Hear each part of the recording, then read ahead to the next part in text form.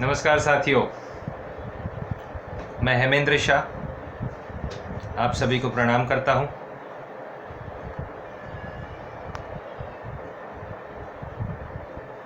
कल 21 सितंबर 2020 मैं और बड़ौदा से मेरे साथी तुषार भाई, हितेश भाई, भावेश भाई और अहमदाबाद से कई लोग आए। हेड ऑफिस उस्मानपुरा, पाटन से आए,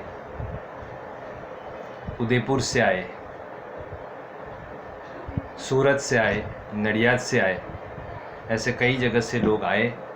जो आए, सबसे पहले मैं उनको धन्यवाद करना चाहता हूँ कि आप लोग आए और एक अच्छा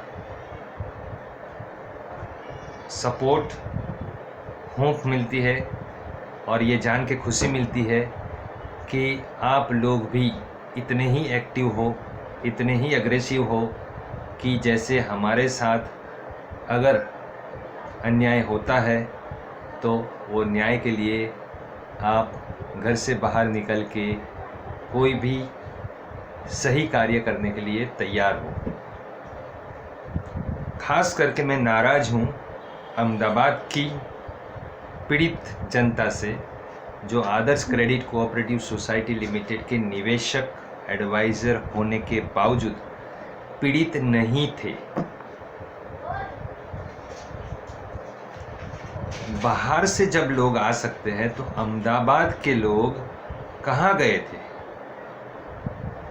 तो एक छोटी सी मेरी कंप्लेन कहो या नाराज़गी कहो कि मुझे बहुत ही बुरा लगा कि अहमदाबाद से लोग नहीं आए। जो लोग कुछ खास कारण की वजह से नहीं आ पाए अहमदाबाद के, उसकी बात नहीं करता हूँ, लेकिन बाकी के लोगों को इतने खास कारण होते तो फिर वो आगे क्या कर पाएंगे। अगर कुछ करना ही है तो सबको आगे आना पड़ेगा। अब बात शुरू करता हूँ।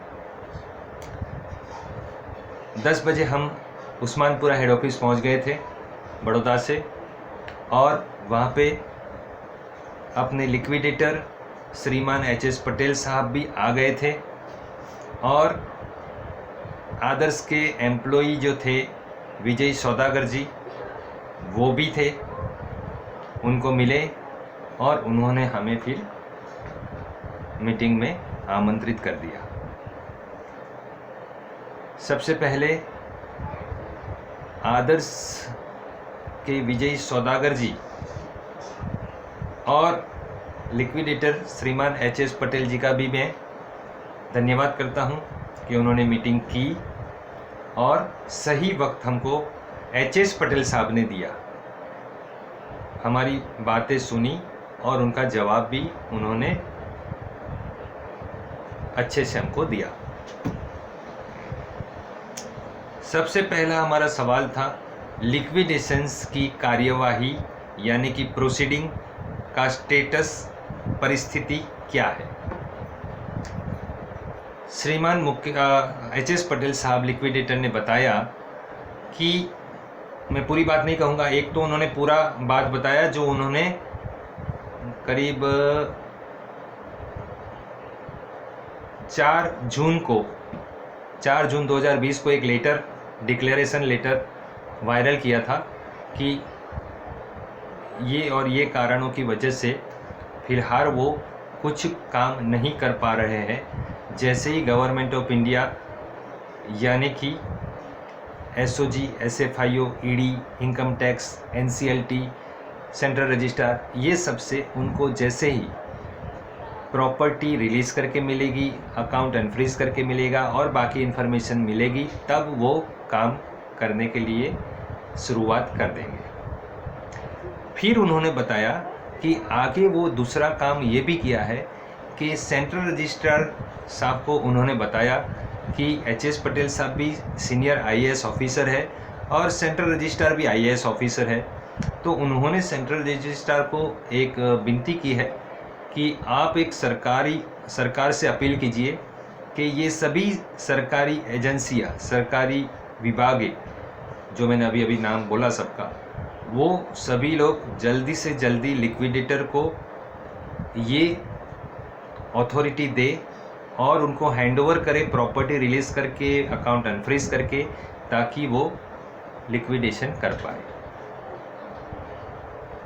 ये था लिक्विडेशंस की प्रोसीडिंग का जवाब। और कई सारी बातें हुई थी। एच.एस. पटेल साहब ने पहला सवाल ये किया था कि आपने इतना सारा निवेश आदर्श में कैसे कर दिया, ACCSL में कैसे कर दिया। 1 लाख 2 लाख 3 लाख नहीं, किसी ने 5 लाख 4 लाख 10 लाख अपनी कैपेसिटी का पूरा जितना भी जमा राशि आपके पास थी, बचत की राशि, वो सभी आदर्श में जमा करा दी। क्यों? और उन्होंने कहा कि आप अगर कोई बिजनेस शुरू करते हैं तो सबसे पहले क्या करोगे।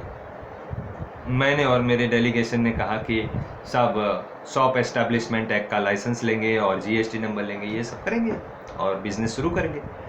तो बोले उसके बाद अगर वो सरकार की जिम्मेदारी नहीं है कि अगर आप कोई फ्रॉड करते हो, गफला करते हो, गलत धंधे करते हो, तो वो सरकार की जिम्मेदारी नहीं है कि वो सब निगरानी आपके ऊपर रखे। हम उनकी बातें सुनते गए। तो उनका भी ये कहना था कि सेंट्रल रजिस्ट्रार क्रेडिट सोसाइटियों को एक लाइसेंस देती है, जो लाइसेंस नीति नियमों की पालना होती है तो हर साल रिन्यू होता है। सेंट्रल गवर्नमेंट का इनकम टैक्स का ऑडिट डिपार्टमेंट ऑडिट करता है और ऑडिट में कुछ भी गलत नहीं पाया जाता है तो उनको सुचारू रूप से चलायमान करने की ग्रीन सिग्नल देते हैं। तो वो एक इंस्ट्रूमेंट है। उसके बाद सरकार की कोई भी विभाग, चाहे सेंट्रल रजिस्ट्रार हो या PM हो, कोई भी आपको मदद नहीं कर पाएगा। ये लिक्विडेटर H.S. पटेल साहब जो IAS ऑफिसर होते हैं, मेरे हिसाब में IAS ऑफिसर यानी कि बहुत बड़ी जानकारी, कानूनी जानकारी, प्रशासनीय जानकारी, खाताकीय जानकारी और ख़ास करके लिक्विडेशंस की जानकारी इतनी रखते हैं कि इनसे ज़्यादा तो कोई रखता ही नहीं है, ऐसा मैं समझता हूँ। उन्होंने ये स्टेटमेंट दिया। हमारा ये वीडियो का आज टाइटल ये रहेगा, विश्वास करे तो किस पे करे, निष्ठावान समझे तो किसको समझे। अब हमने जब दूसरा सवाल किया कि साहब हेड ऑफिस, आदर्श की हेड ऑफिस उस्मानपुरा अहमदाबाद में, और ब्रांचें जो ओपन हो रही है वो उदयपुर से शुरुआत हुई और पूरे राजस्थान में ओपन हो रही है, कई जगह पे MP में हो रही है, पुणे में हो रही है, ऐसा मैंने कल के दिन में सुना था, 2 दिन पहले का, वो उन्होंने कल बताया मैंने। जब मैं बोला आदर्श का हेड ऑफिस गुजरात में है तो गुजरात में एक भी ब्रांच नहीं ओपन हुई और ये उदयपुर से शुरुआत क्यों हुई। तब लिक्विडेटर साहब ने बताया कि उन्होंने एक बोला गया था उनकी ओर से कि ब्रांचें ओपन करो, एक ग्रीटिंग्स का लेटर दिया गया था जो विजय सौदागर साहब ने, अजमेर वाला जो ईमेल वायरल हुआ ना, उसके साथ एक PDF फाइल रखी थी। वो PDF फाइल की कॉपी मेरे पास पहले से आ गई थी, जिसमें वो एक ग्रीटिंग्स था। वो ग्रीटिंग्स में H.S. पटेल साहब ने कहीं पे किसी को एड्रेस नहीं किया था, सीधा ग्रीटिंग्स लिखा है और this is to inform you, ऐसा करके पूरा एक लेटर लिखा है, जिसमें लिखा था, कंक्लूडिंग बोलता हूँ लेटर का, कि कई सारी ब्रांचें जो है उसको मर्ज करके एक ब्रांच कर दे। जैसे कि कोई एक जोन में 10 ब्रांच है तो वो 10 ब्रांच को एक बना दे और बाकी सभी ब्रांचों का इन्वेंटरीज जो है, यानी कि फिक्स और मूवेबल और इमूवेबल, चल अचल संपत्ति जो है, वो सब हेड ऑफिस भेज दे। या तो फिर भेजना थोड़ा मुमकिन ना हो या खर्च वाला हो तो उसकी एक अपसेट वैल्यू डिक्लेयर करके वहीं पे डिस्पोज कर दे कई चीज़ें, और कई चीज़ें वहीं पे बेच के उसी में से फिर जो भी लेनदार है, जैसे कि ब्रांच का किराया किसी को देना है, लाइट बिल बाकी है, बिजली बिल बाकी है, ऐसे खर्चे वो जो पैसा आएगा उसमें से दे देने का। और फिर एक ब्रांच कोई भी शुरू रखने की सिर्फ और सिर्फ इसलिए कि लोगों को ये इन्फॉर्मेशन दी जाए कि वर्तमान में क्या हो रहा है और क्या आगे होने जा रहा है, ताकि लिक्विडेटर साहब को ज़्यादा लोग फ़ोन ना करें, ज़्यादा लोग पत्र ना लिखें, ईमेल ना करें और उनको थोड़ा रिलैक्सेशन दूसरे कामों के लिए मिले। ये एच.एस. पटेल साहब ने कहा। हमने कहा कि साहब आपके नाम से आदेश जारी हुआ है कि हमको सरकारी ऑर्डर मिला है लिक्विडेटर की ओर से, गवर्नमेंट ऑफ इंडिया की ओर से ऐसा ऑर्डर मिला है कि 150 ब्रांच शुरू करनी है। कई जगह पे मैसेज आता है 50 ब्रांच शुरू करनी है, और वो आदेश ऐसा है कि हमें लिक्विडेटर के नाम का बोर्ड लगाना है और फिर वो ब्रांच का नाम लिखना है और फिर ये 55,000 रुपये ले करके ब्रांच शुरू करनी है। तब पटेल साहब थोड़े विचलित हुए कि हमने तो कभी बात नहीं की है कि किसी को पैसा लेना है। मैं बोला ये तो शेयर मार्केट की जैसा अभी दाम बढ़ रहा है, एक ब्रांच ओपन करना है तो 55,000, और दूसरे बाकी लोग छोटे मोटे लोग 1,000, 2,000, 3,000 देते हैं, वो अलग। ऐसा अवेट नाम की जो उत्कृष्ट संस्था जो बोली जाती है आदर्श में, ऐसी कोई संस्था बनी है जिनके मुखिया जेल वाले बड़े साहब, उनका नाम रखा है हमने के मेहता जी, वो सब काम ये कर रहे हैं। पहले भी 1 साल से लोगों कर्मचारियों को चिकनी चुपड़ी बातें करके बहला फुसला के नौकरी करवाई और पगार नहीं दिया। ऐसे कई लोग मेरे पास हैं जिनको पगार नहीं दिया, जबकि उन्होंने पैसा बहुत बटोरा है सबसे, बिजली बिल का, ब्रांच के किराए का, कर्मचारी के पगार का, ऐसा करके पैसे तो बहुत बटोरे हैं, लेकिन दिया नहीं है, ये हमें पता है। तो इसी तरह से ये इंसान काम करता है और पासबुक वगैरह में एंट्री करने का 100-200 रुपये से लेके 10 रुपये से लेके 1,000 रुपये तक लेता है, वो भी हमने बताया।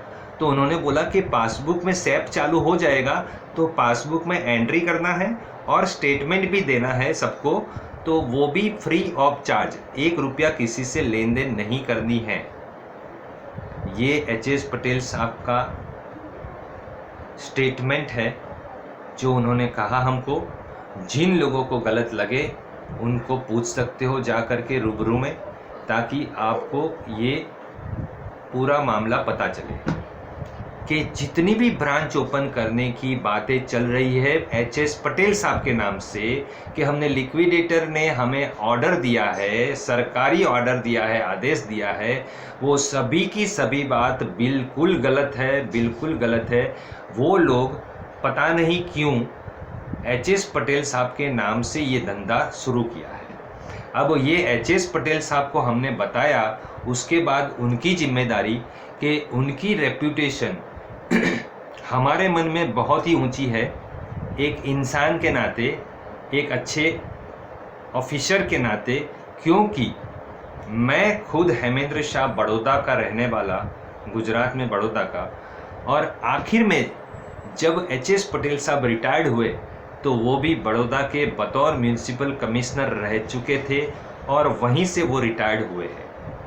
कोई भी इंसान जब ऑफिशियली रिटायर्ड होता है तो उसकी उम्र 58 साल या तो 60 साल की होती है, और उसके बाद उनको एक्सटेंशन मिला है ये लिक्विडेशंस के कार्य में। और एच.एस. पटेल साहब बहुत ही उम्दा कार्य कर रहे हैं, उमिया माता के मंदिर के ट्रस्ट का, और कई अच्छे अच्छे काम कर रहे हैं धार्मिक, और भी गवर्नमेंट के कई काम स्पेशल ड्यूटी पे करते हैं। मैं समझता हूँ, जहाँ तक मुझे एच.एस. पटेल साहब का अनुभव है, ऑनेस्ट इंसान है, लेकिन कोई भी इंसान जो अपनी रेप्यूटेशन कमा चुका है, वो अपने रिटायरमेंट के टाइम पे, रिटायरमेंट के बाद अगर उनकी रेप्यूटेशन पे दाग लगे ऐसा कोई काम नहीं करता है, तो ये एच.एस. पटेल साहब को अब देखना चाहिए कि उनके नाम पे क्यों ये लोग गोरख धंधा कर रहे हैं और उन्होंने लीगल एक्शन क्यों नहीं लिया। जब हम एच.एस. पटेल साहब से बात कर रहे थे तब अपने आदर्श क्रेडिट कोऑपरेटिव सोसाइटी के विजय सौदागर जी कई बार बीच में हमको टोक रहे थे। हमने एच.एस. पटेल साहब को जब उनके साथ बातचीत कर रहे थे तब हमने ये सोच के बैठे थे कि मैं कोर्ट के एक रूम में बैठा हूँ जज साहब के सामने, और कोई भी मेरे से ऐसी बात नहीं होनी चाहिए कि जिसको कंटेम्प्ट ऑफ कोर्ट कहा जाए, और हमने वो बखूबी निभाया। जबकि विजय सौदागर जी बीच बीच में बोल रहे थे कि आप साहब को ऐसा बोल रहे हो, आप एच.एस. पटेल साहब को ऐसा बोल रहे हो, जबकि हमने कुछ बोला ही नहीं था। और उसका इंटेंशन ये था विजय सौदागर जी का कि मेरे और एच.एस. पटेल साहब के बीच में बहस छिड़ जाए, कुछ तानाकसी हो जाए, लेकिन हमने वो संभाला और हमने वो नहीं किया। साथ साथ में एच.एस. पटेल साहब ने विजय सौदागर जी को भी कोई भी ऐसी बात नहीं कही कि तू गलत इल्जाम मत लगा किसी के ऊपर। दूसरी बात, जब हमने कहा एच.एस. पटेल साहब को कि साहब इस तरह से 55,000 रुपया एक ब्रांच का, ऐसी बोली जाती है, एक ब्रांच का 55,000, किसको आना है आ जाओ और ब्रांच ओपन करो, पासबुक प्रिंटिंग करने का 1,000 रुपया, और वो भी अवेट के मेंबर है तो ही पासबुक का प्रिंटिंग होगा, बाकी नहीं होगा। ऐसी घिनौनी साजिश चल रही है। पटेल साहब, एच.एस. पटेल साहब, मैं विनती करूंगा कि आपकी रेप्यूटेशन को दाग ना लगे, ऐसा मैं चाहता हूं। तब अपना विजय सौदागर जी बोले कि साहब वो तो पैसा इसलिए ले रहे हैं कि जो कर्मचारी को रखते हैं उसको कुछ तो खर्चा पानी देना पड़ेगा, सैलरी देना पड़ेगा, बिजली का बिल देना पड़ेगा। तब पटेल साहब ने बोला हमारी अप्रूवल ली नहीं है तो उसके बिना वो कैसे ले सकते पैसा। उनको अगर पैसा लेना था तो हमारी अप्रूवल लेनी चाहिए, या फिर हमारे अकाउंट में पैसा वो डाले, लिक्विडेटर के अकाउंट में। देखो, हर तरह से बात, इसलिए हमने कहा कि टाइटल ये रहेगा किस पे विश्वास किया जाए और किस पे नहीं।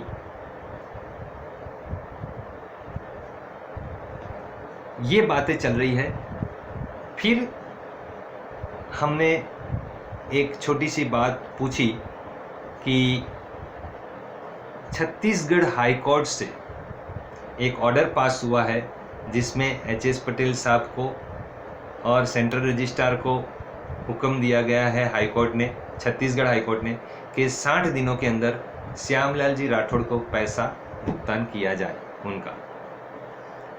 तो पटेल साहब ने बताया मुझे, लिक्विडेटर साहब ने बताया, नहीं हो पाएगा, सीधी सी बात से नहीं हो पाएगा। मैं भी कहता था पहले से कि ये जो ऑर्डर आया है उसका कोई वैल्यू नहीं रहेगा, क्योंकि जब अभी फिलहाल वर्तमान रूप में जब आदर्श का 1 रुपया हेड ऑफिस को चलाने के लिए नहीं है, ऐसा एच.एस. पटेल साहब ने कहा है, और विजय सौदागर जी भी कहते हैं कि हमें लेटर का रिप्लाई देने का पोस्ट का खर्चा भी हमारे पास नहीं है, तो एचओ को चलाने का खर्चा नहीं है, और वो ब्रांचों को चलाने के लिए वहाँ पे उनको कई सारे लोग उनके नाम से ये सब कांड कर रहे हैं, उनका क्या उनको कोई नज़र नहीं आता।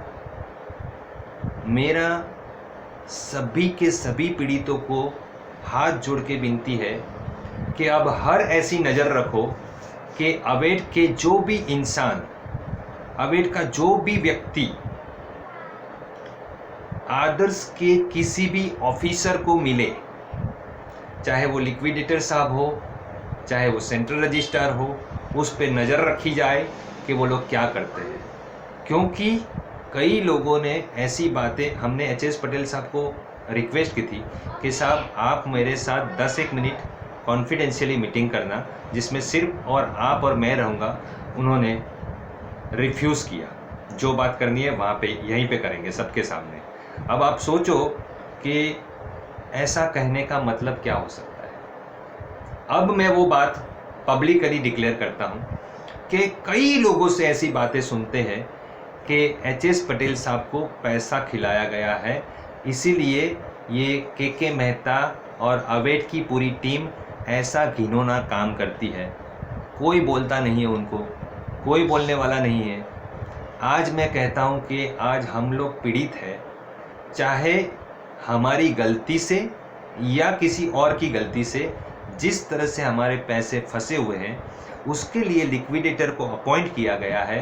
तो हमारे लिए अभी हमारा माई बाप कहो, हमारे दाता कहो, हमारे राजा कहो, हमारे भगवान कहो, वो सभी के सभी सिर्फ एक ही के अंदर हमें दिखता है, वो है श्रीमान लिक्विडेटर साहब। उनको मिलने के लिए हमें भीख मांगनी पड़ती है। ये कहाँ का न्याय है? ये कहाँ का न्याय है? क्या एक IAS ऑफिसर को ये शोभा देता है कि लोग उनसे भीख मांगे कि साहब आप हमको मिलो? कल के दिन में, कल 21 सितंबर 2020, कल ही से करीबन 15 दिन पहले या 10 दिन पहले आदेश निकल चुका है कि अब 21 तारीख से 100 लोग की गैदरिंग हो सकती है। कोई धार्मिक सभा, कोई सामाजिक, कोई राजकीय, ये सभी के लिए 100 लोग की गैदरिंग के लिए छूट है। तब हम सिर्फ 3 को अलाउ किया, वो भी हमारे मोबाइल वगैरह सब कुछ बाहर रखवा के। ऐसी कौन सी डर था उनको कि हमारे मोबाइल बाहर रखवा दिए? मैं कभी भी मेरा मोबाइल या किसी को ये नहीं बोलता हूँ कि आप अपना मोबाइल बाहर रखो, अपना मोबाइल स्विच ऑफ करो, कभी भी नहीं कहता हूँ। ऐसा कौन सा डर या ऐसी कौन सी बात थी कि उन्होंने हमारे सबके तीनों 3 के मोबाइल बाहर रखवा दिए? हमने कहा मोबाइल तो हम साथ में ही रखेंगे, आप चेक कर लो मोबाइल। अगर आपको कोई दिक्कत लगती है कि इसमें कोई गलत है तो आप हमें बोलिए, ख़त्म बात। तो विजय सौदागर जी ने कहा कि अगर मोबाइल नहीं रखोगे तो मीटिंग नहीं करवाएंगे। तो ये धमकी से हम डर गए कि यहाँ तक आए हैं और मीटिंग ना हो, ये तो अच्छी बात नहीं है। तो ये चला लिया हमने। यही सब बातें कहीं ना कहीं ये इशारे करती है कि कुछ तो गलत हो रहा है। अब ये सब आप लोग सोचिए कि क्यों, कहाँ, कैसे गलत हो रहा है। विजय सौदागर जी को सबको मैं एक बात बता देता हूँ कि अवेट की बहुत ही पैरवी करते थे वो HS पटेल साहब के सामने। अब वो HS पटेल साहब को समझना है कि वो बंदा ऐसा क्यों करता है, जिनको उन्होंने अपने साथ रखा है बतौर काम में सहकार लेने के लिए, लिक्विडेशन के काम में सहकार लेने के लिए। जो भी जानकारी उनके पास है वो, उनको जानकारी होगी तो कितनी होगी? 1, 1.5 साल, 2 साल हुआ था उनको ड्यूटी पे लगा। ऐसे लोग हैं। हमने ये भी कहा था, हमारा ये वीडियो सब लोग एक एक शब्द आखिरी तक सुनना। अगर चाहूँ तो मैं 2-3 घंटे का वीडियो बनेगा, लेकिन मुझे पता है कि सबको जानने की तलब बहुत है, लेकिन समय देने की विवेक थोड़ा कम है। मैं कहता हूँ कि ये वीडियो को इतना फॉरवर्ड करो, इतना फॉरवर्ड करो, आपके चाहे करीबी रिश्तेदार हो, उससे आदर से कोई लेना देना नहीं, ऐसे भी लोगों को ये वीडियो फॉरवर्ड करना, अपने दोस्त, नियर एंड डियर रिश्तेदारों को, जिनको आप जानते हो, आपके फ़ोन में जितने के पास व्हाट्सएप है, उनको वो लिंक भेज दो, उनको सुनने दो। मेरे वीडियो को सब्सक्राइब करो, लाइक करो, बेल आइकन को दबाइए। ये सब इसलिए कीजिए कि सबके अंदर जागरूकता आए, नहीं तो आप लोग ऐसे खड्डे में आपको उतारा जा रहा है, वहाँ से बाहर आने का कोई भी रास्ता, कोई भी एडवांस टेक्नोलॉजी लगाएंगे तो भी आप बाहर नहीं निकल पाओगे। ऐसा खड्डा खोद के रखा है अवेट ने आप सबके लिए।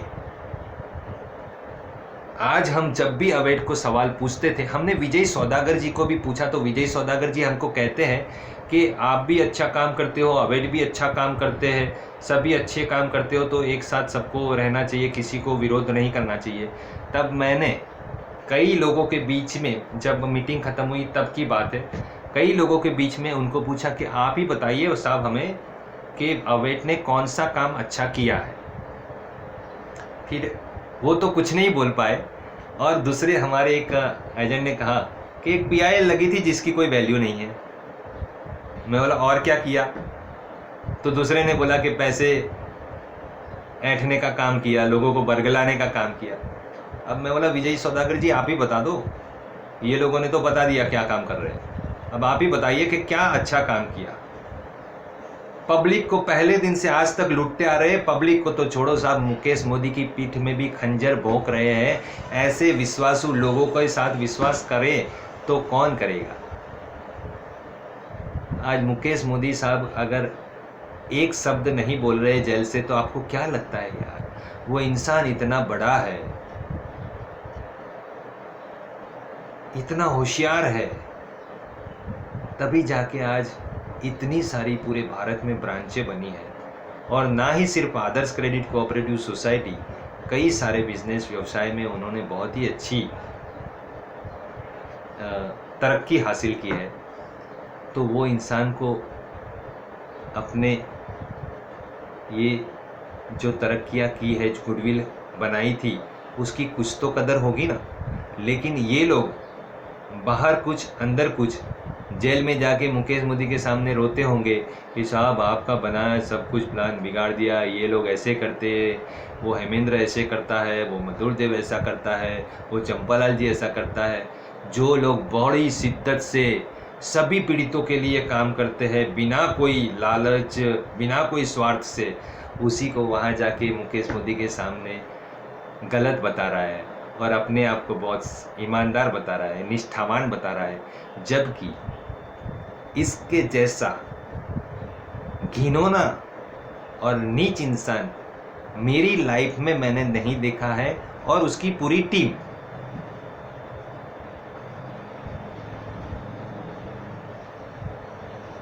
दोगले इंसान, ऐसे दोगले इंसान कि आपके सामने क्या बोलेंगे और दूसरों के सामने क्या बोलेंगे। मैंने विजय सौदागर जी को भी न्योता भेजा है कि आप के मेहता से बताइए कि अभी भी वक्त है, हम साथ में बैठे, एक साथ बैठे, एक साथ कार्य करें और एक दिशा में आगे बढ़े।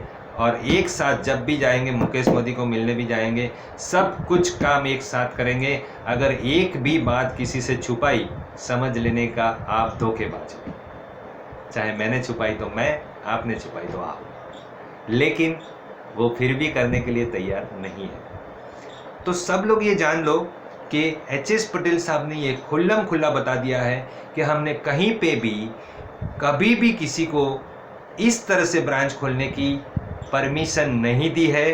कोई सरकारी आदेश नहीं दिया है कि आप ब्रांच खोलो, ऐसा कोई सरकारी आदेश नहीं है। अगर है तो जिसको भी चाहिए जाके पूछो, नहीं है। और उन्होंने कहा है कि किसी भी तरह के पैसे की लेन देन नहीं होनी चाहिए। पासबुक में एंट्री फ्री ऑफ चार्ज होगी, स्टेटमेंट आपको मिलेगा फ्री ऑफ चार्ज। सिर्फ ये 2 चीज होगी, बाकी कोई प्रक्रिया ब्रांच में नहीं होगी। उसके लिए सब लोग बहुत ही सोच समझ के, अपने दिमाग और दिल से, शिद्दत से ये समझिए और इसी तरह से आगे बढ़िएगा। अगर किसी ने इसके अलावा फिर भी बिना सोचे समझे कुछ किया तो जैसी जिसकी किस्मत। गंदी साजिशों करने में अगर किसी को अपने बच्चों को या खुद को क्लास लेनी है तो सबसे पहला अवेट में जुड़ाओ। सिर्फ 250 रुपये में आप जुड़ते हैं, आपकी लाइफ बन जाएगी। कैसे लोगों को फंसाना, कैसे पैसा इकट्ठा करना, कैसे कोई दलाल को बीच में रख देना, कैसे वो दलाल को भी कमाई करवाने का और हमको भी लाखों करोड़ों की कमाई हो, और फिर वो दलाल चाहे अलग हो जाए तो उसको फिर भी कमाई कितनी रहेगी। इतना बढ़िया प्लेटफॉर्म है, एक इंस्टीट्यूट कहो, कई सारे इंस्टीट्यूट आते हैं, ऐसा ये इंस्टीट्यूट है AWAT, जिसको मैंने बहुत पहले एक नाम दिया था, always wrong all time wrong. उसी को कहते हैं AWAT। किसी की माइकल लाल ने दूध पिया है, वो नरेंद्र जोशी की भाषा में बोलता हूँ, किसी की माइकल लाल ने दूध पिया है तो मुझे आके बताए कि अवेट ने कौन सा अच्छा काम किया है। बेचारे लाखों नहीं, हजारों कर्मचारियों को अपनी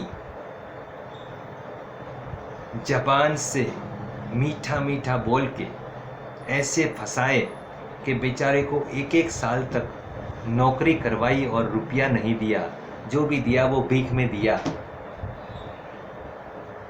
इतने सारे रुपये मिले तो इतना दिया, वो भी दिया तो दिया, बाकी दिया नहीं है। ऐसे लोगों का ऐसे गिनौना गिनौना काम है। बहुत सारी बातें अभी भी मैं कर सकता हूँ, लेकिन सभी क्लैरिफिकेशन देना बहुत लंबा वीडियो हो जाएगा, इसलिए मैं उचित नहीं समझता हूँ। लेकिन ये ध्यान रखिए कि जो जो मैंने बात कही उसको बार बार सुनिएगा। अगर इसी तरह से चलता रहा, एक बात फिर से बहुत सोच समझ लीजिए कि लिक्विडेटर साहब जब कहते हैं कि मुझे कोई मैकेनिज़्म नहीं मिलता है, मैं लिक्विडेशन करूं तो कैसे करूं, अब उनकी ये बात कितने समय तक हम सुनेंगे, कितने समय? देखो, उनकी भी बेइज्जती होती है। लिक्विडेटर साहब जहाँ पे बैठे हैं उनको 50 लोगों का दिन में फ़ोन आते रहते हैं, कई सारे लोग उनको मेल करते हैं, पत्र लिखते हैं। खैर, मेरा तो एक भी पत्र का जवाब उन्होंने नहीं दिया। मैं सिर्फ उनको एक ही बात के लिए धन्यवाद कहता हूँ कि उन्होंने कल मेरे से मीटिंग की और मीटिंग करने के बाद वो तुरंत निकल भी गए थे। तो सिर्फ मीटिंग के लिए आए थे, उसके लिए सही में तहे दिल से मैं उनका शुक्रिया करता हूँ। बाकी जब आदर्श की हेड ऑफिस पे उन्होंने जब ऑफिस शुरू नहीं की थी, उसके पहले से मैंने उनको पत्र लिखे थे रजिस्टर एडी से और कई पत्र ईमेल से, आज तक उसका जवाब उन्होंने नहीं दिया है। ये बहुत ही गलत बात होती है कि हमारी आस उन पे लगी होती है तो उनको किसी पर्टिकुलर बंदे को तो जवाब देना चाहिए। उनको भी एक स्ट्रक्चर बना देना चाहिए कि भाई गुजरात में मैं मैसेज कोई भी जवाब दूंगा तो इनको दूंगा, राजस्थान में दूंगा तो इनको दूंगा, पंजाब में दूंगा तो इनको दूंगा, बात खत्म। तो ज़्यादा से ज़्यादा कितने लोगों को जवाब देना होगा? 26, 27, 28 कितने स्टेट है मुझे इतना पता नहीं है भाई। और इतने लोग एक्टिव नहीं है कि उनको सबके पीछे पड़ना पड़ेगा। आप अपने इंडिया में रहते हैं, भारत मेरा देश है, 100 में से 99 बेईमान, फिर भी मेरा देश महान। ऐसे देश में आपको कितना काम करना पड़ेगा?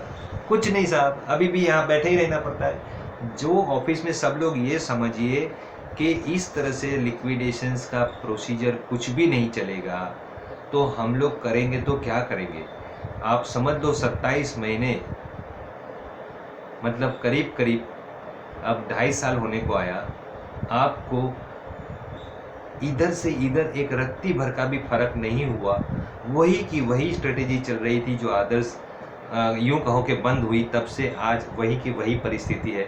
सरकार कोई सब कुछ नज़रअंदाज करती है, सेंट्रल रजिस्ट्रार सब कुछ नज़रअंदाज कर देते हैं, नरेंद्र सिंह तोमर जी जिनको हम रूबरू में मिल के आए थे नज़रअंदाज कर देते हैं। ऐसी जनता को अगर इस परेशानी में नज़रअंदाज करना, ये कौन से सरकारी अधिकारी को शोभा देता है? साहब बहुत कुछ कह सकता हूँ कि एक IAS ऑफिसर की बायलॉज अगर पढ़ो तो उनकी ड्यूटी क्या क्या आती है, जिनके लिए आपको यहाँ पे नियुक्त किया गया है, उनको कैसे आपको संभालना है, उनको कैसे न्याय देना है। ये सब बातों का मैं क्या आपको पूरा विस्तरण से बात करूं।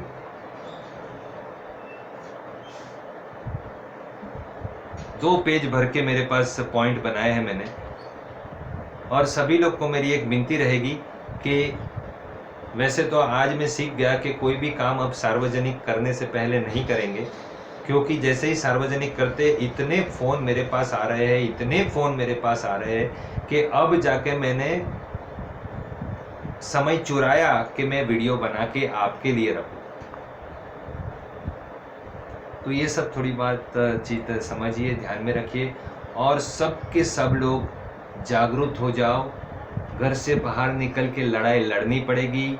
लिक्विडेटर साहब अगर लिक्विडेशन शुरू भी करते हैं तो वो पूरी तरह से हमें आधा अधूरा न्याय ना दे, उसके लिए उनके सर पे बैठना पड़ेगा, पीछे पड़ना पड़ेगा कि क्या हो रहा है, क्या नहीं हो रहा है, क्यों नहीं हो रहा है, तो आगे से उनके साथ प्रेशर करवाना पड़ेगा, ये सब कुछ करवाना पड़ेगा, तब जाके काम होगा।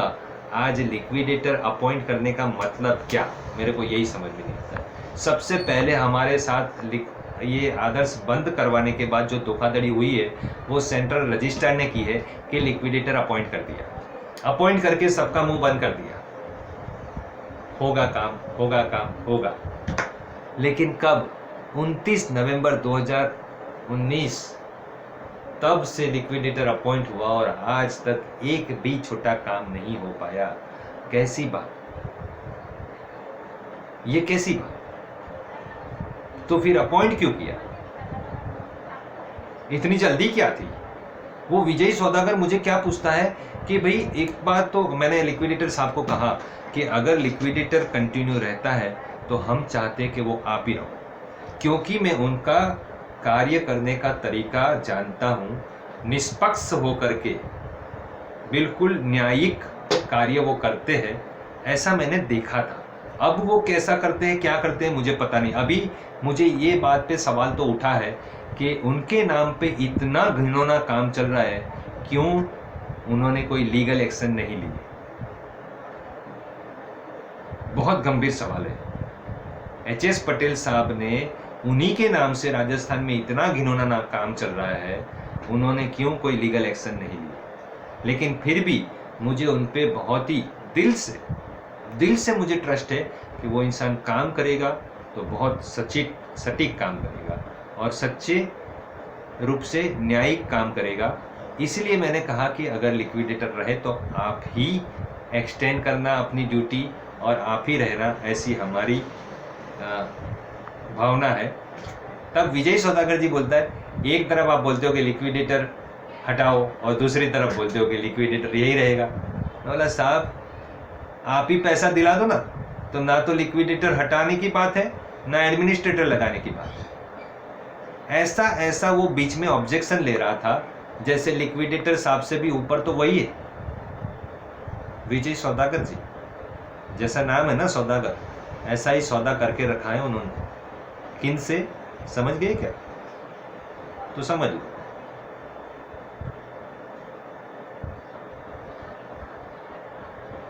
यहाँ पे अभी मेरा वीडियो 37 मिनट 45 सेकंड हुआ और अब जाके मैं रखता हूँ। सबको जय हिंद, जय जिनेंद्र।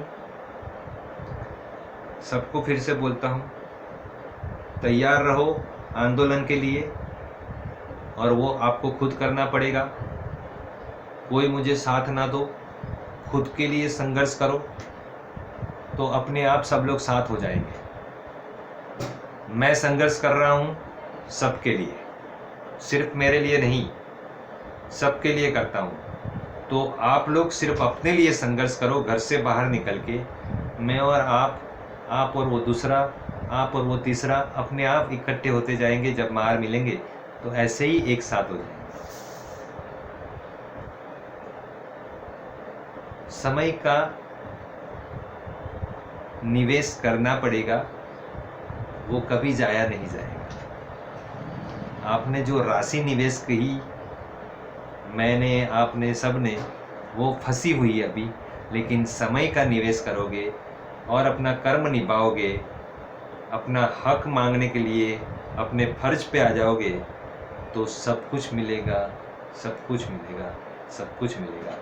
दोस्तों मेरे, ध्यान रखना, कानूनी कार्यवाही कितनी भी करो, सफलता तभी मिलती है जब लोग रास्ते पे उतर आते हैं। आज भी मैं कहता हूँ, आखिर में मेरी समाप्ति, ये वीडियो की समाप्ति करने से पहले मैं फिर भी कहूँगा, अगर किसी को कानूनी कार्रवाई करनी है तो कोई व्यक्तिगत रूप से ना करे, सिर्फ AMA में जुड़ जाइए, आदर्श मेंबर एसोसिएशन में। बहुत ही सही जगह, सभी दृष्टि से, हर एक दृष्टि से आप देखोगे तो इतनी सही जगह, इतना सही एडवोकेट, इतना निष्ठावान कार्य मैंने कहीं पे देखा नहीं है। जो होगा वहीं पे अच्छा ही होगा और जिसको भी व्यक्तिगत रूप से कहीं पे भी रिट पिटीशन या पीआईएल मत लगाना। आपको कुछ भी काम कानूनी कार्य करना ही है तो आदर्श क्रेडिट कोऑपरेटिव सोसाइटी का जुरिडिक्शन अहमदाबाद है, गुजरात। आदर्श मेंबर एसोसिएशन अहमदाबाद गुजरात में हाई कोर्ट में केस फाइट कर रहा है।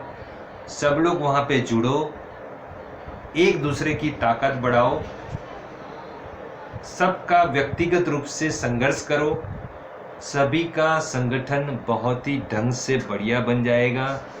आप और मैं और वो और वो और वो, ऐसे सभी लोग ऐसे ही मिल जाएंगे और बहुत मजबूत संगठन बनेगा। दोस्तों, सोच समझ के काम करो, सोच समझ के, किसी की बातों में ना आओ।